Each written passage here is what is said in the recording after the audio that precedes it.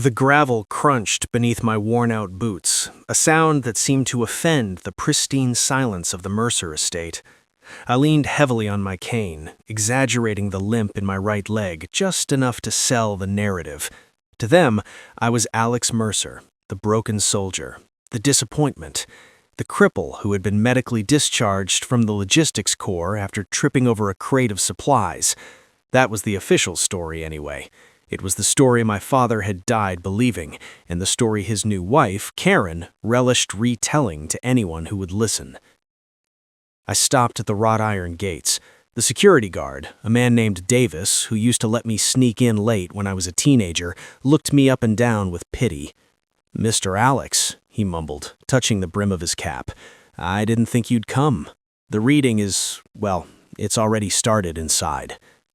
"I'm sure it has, Davis," I said, my voice raspy. I kept my eyes low, playing the part of the beaten dog.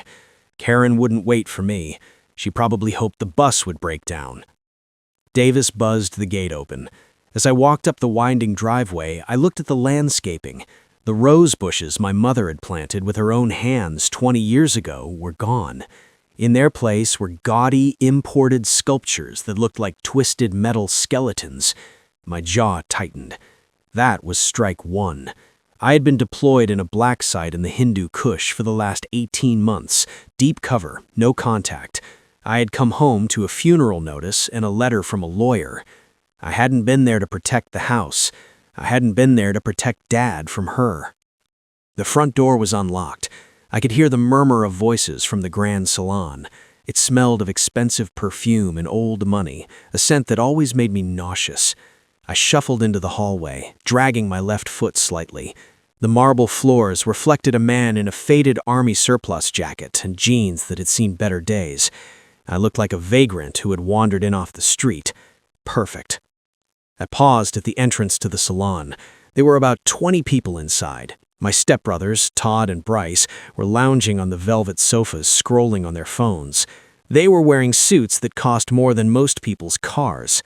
In there, sitting in my father's high-backed leather chair as if it were a throne, was Karen. She was holding a crystal glass of white wine, her face a mask of faux mourning that didn't quite reach her predatory eyes. Karen spotted me first. The room went silent as she set her glass down with a sharp clink. "Oh, look," she said, her voice dripping with artificial sweetness that barely concealed the venom underneath. "The prodigal son returns. We were just placing bets on whether you could afford the cab fare, Alex." Todd snickered, not bothering to look up from his phone. "Shoulda sent him a bus pass, Mom." I didn't respond to the jab. I just limped further into the room, gripping the cane until my knuckles turned white. My eyes scanned the room, analyzing threats out of habit. 2 exits, 1 lawyer at the desk, Mr. Henderson, a man with a sweaty upper lip and a reputation for bending the truth, and a few of Karen's socialite friends, here to witness the spectacle of my humiliation. "Where is she?" I asked, my voice low. Karen feigned confusion, tilting her head. "Where is who, darling?" "My mother," I said. "Her ashes, they were on the mantel in the library. Dad promised they would stay there until he passed, so they could be buried together." Karen let out a short, sharp laugh. "Oh, that old vase? It was dreadfully tacky, Alex. It clashed with the feng shui I'm planning for the remodel. I had the cleaners dispose of it last week." The air left the room. Even Henderson, the sleazy lawyer, looked down at his papers, uncomfortable. Dispose. She used the word like she was talking about expired milk. "You threw my mother in the trash?" I asked, the tremble in my voice, not entirely acting. "I cleared out the clutter," she corrected, her eyes narrowing. "Just like I'm about to clear out the rest of the dead weight in this family. Speaking of which, take a seat in the back, Alex. You're dirtying the carpet." I moved to a stiff wooden chair in the corner, keeping my head down. Inside, the calculation had begun. The anger was there, a cold, hard knot in my chest, but I pushed it down. Emotions were a liability in the field, and right now, this living room was a battlefield. I needed intel. I needed to know exactly how deep the rot went before I called in the strike.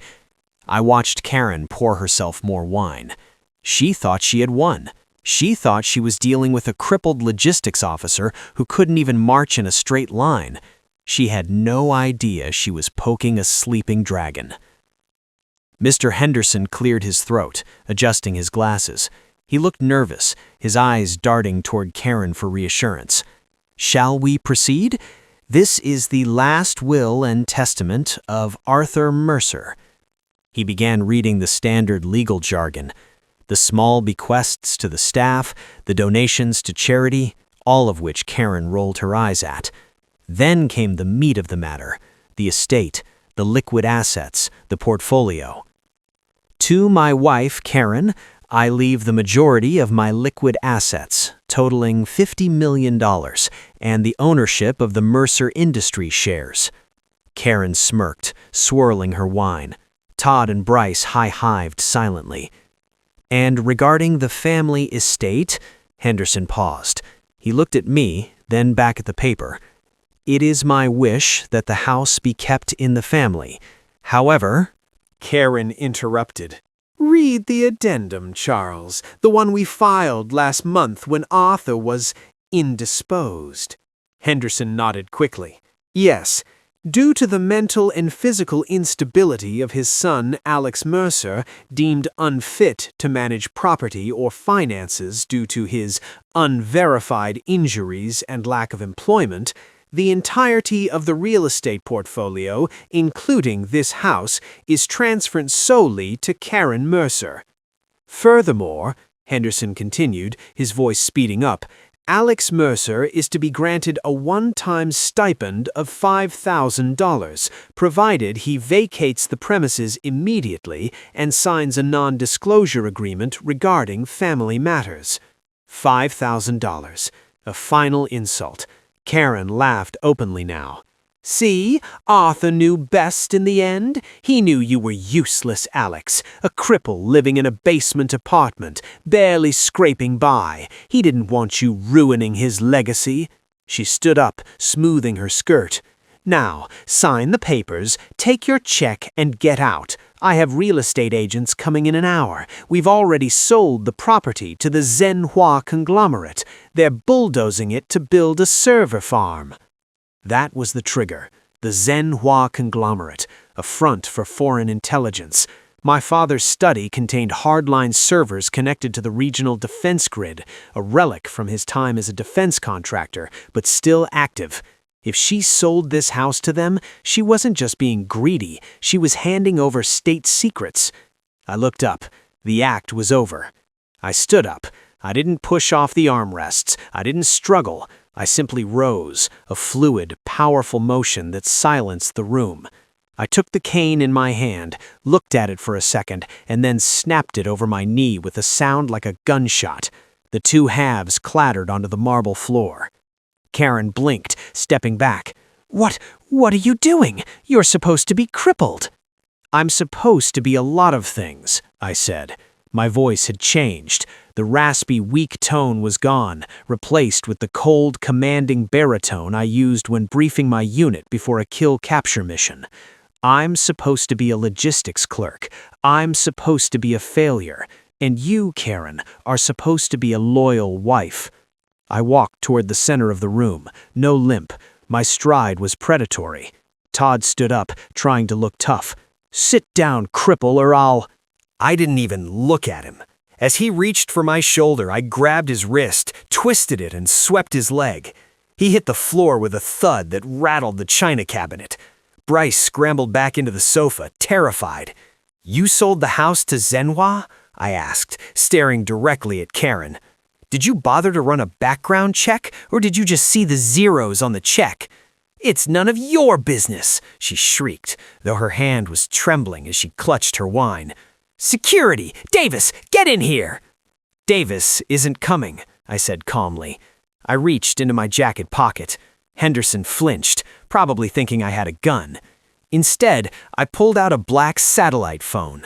I pressed a single button. "Overlord to Cerberus, condition black. The nest is compromised. Execute protocol judgment. I repeat, execute judgment. "Who are you calling?" Karen hissed, trying to regain her composure. "You're psychotic. I'm calling the police." "You won't need the police," I said, checking my watch. "They don't have jurisdiction over what you've just done." At that moment, the coffee in the cups on the table began to ripple. A low, thrumming sound vibrated through the floorboards, growing louder by the second. The sound grew from a hum to a roar. The crystal chandelier above us began to sway violently. Outside, the sunlight was suddenly blotted out by massive shadows passing overhead. The guests ran to the windows, screaming. "It's a helicopter!" one of the socialites yelled. "No, 3 of them! Blackhawks!" "Military transport," I corrected, my voice cutting through the panic. "MH-60s, modified for stealth extraction." Karen's face went pale. "What did you do, Alex? What is this?"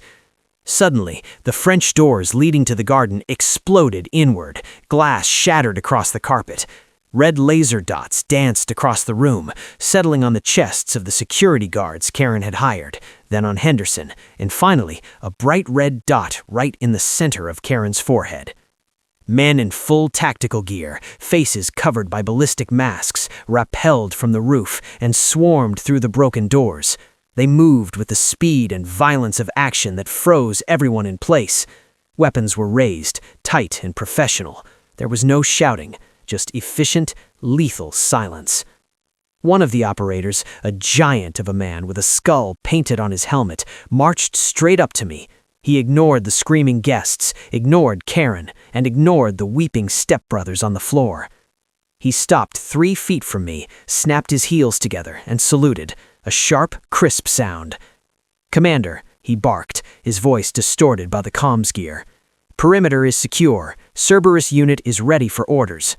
I slowly returned the salute. "At ease, Sergeant Major." The room was so quiet you could hear a pin drop. Karen stared at me, her mouth opening and closing like a fish. "Commander?" she whispered. "But the logistics corps, the injury." "Cover story," I said, turning to face her. "I don't drive trucks, Karen. I hunt terrorists. I command the Tier 1 shadow unit known as Cerberus.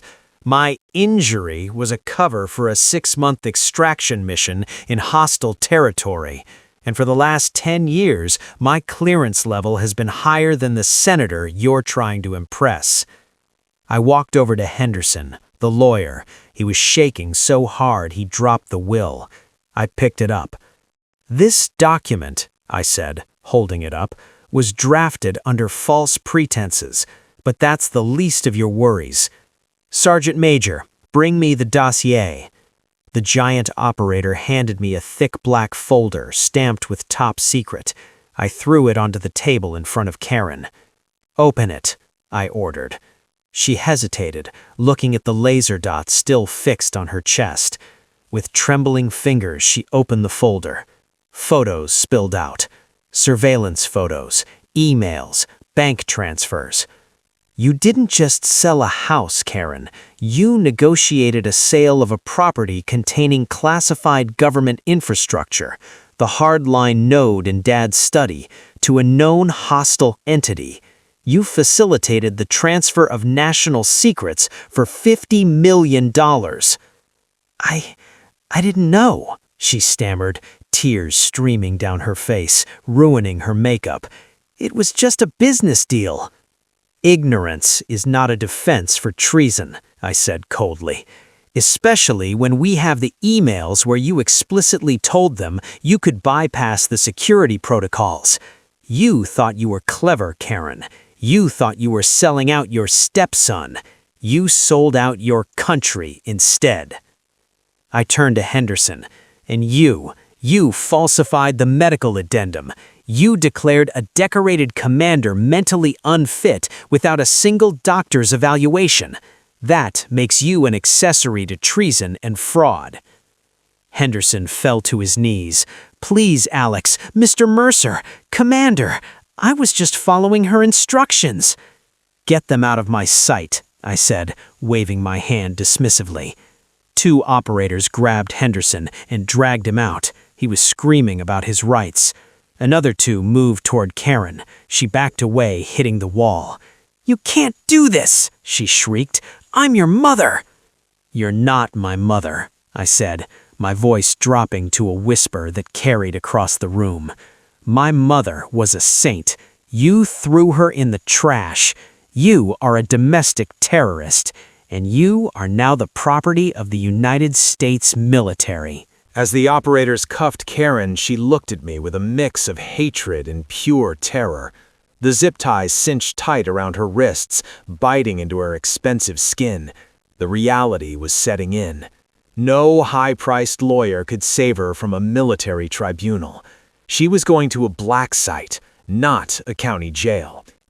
"Todd! Bryce! Help me!" she screamed as they hauled her toward the door. My stepbrothers didn't move. They were cowering on the floor, staring at the assault rifles pointed at the ground near their feet. They knew better. They realized that their entire life of luxury had just evaporated. "Take them too," I said, gesturing to the brothers. "They signed the witness papers on the fraudulent medical documents. They're complicit."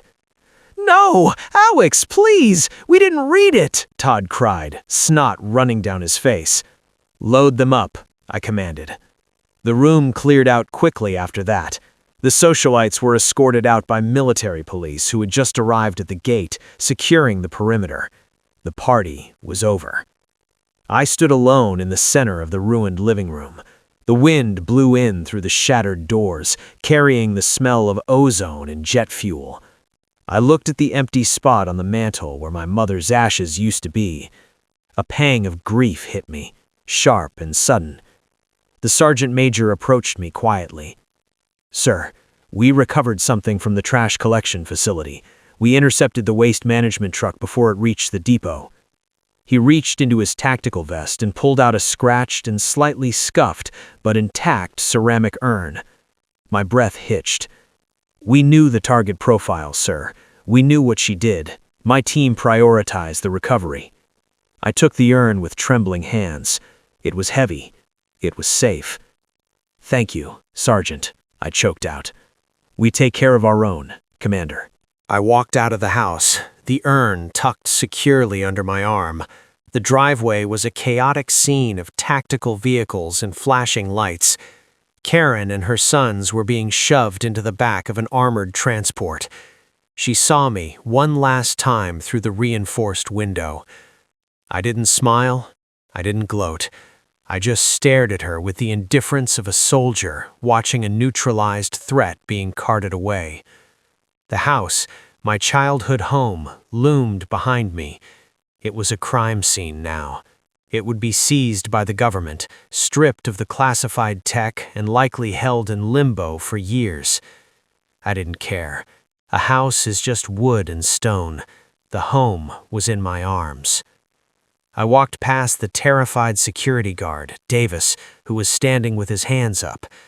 "At ease, Davis," I said as I passed him. "You're still employed. I'll need someone to watch the gate while the feds tear this place apart." "Yes, Mr. Commander," Davis stammered. A black SUV pulled up. The back door opened. General Vance was inside. He nodded at me. "Mercer, hell of a way to spend shore leave." "Family business, General," I said, climbing in. It needed to be settled. "The tribunal is set for next week," Vance said as the driver pulled away. "The evidence you provided regarding the Zenoir sale is watertight. She'll never see the sun again. And your unit? They're ready for redeployment." I looked out the window as the estate disappeared behind the trees. I wasn't the crippled logistics boy anymore. I wasn't the victim. I was the Commander of Cerberus, and I had just won my hardest battle without firing a single shot.